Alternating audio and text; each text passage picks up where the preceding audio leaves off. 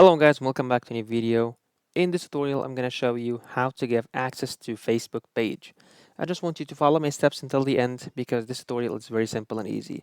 And so let's begin the tutorial. The first step, we need to go and open the Facebook app over here as you can see.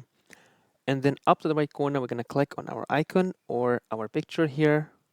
And from here, we must change the account to choose our Facebook page. And so we're going to click on this button over here and choose the page. And now after we switch the page, what we're going to do, we click on the icon once again. And then from here, we can scroll down and choose settings and privacy and choose settings, or go up and click on the settings icon over here directly. And now from here, we must search for page access. If you couldn't find it, just go here and click on the search button and search for page access and click on the key button over here.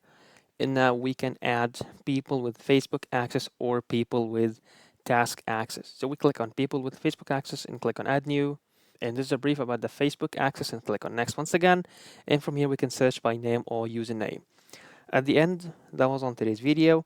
If you find this very helpful, please don't forget to like the video, subscribe to the channel, and also you can leave us a comment down below in the comment section to let us know if the video is helpful. And thanks for watching.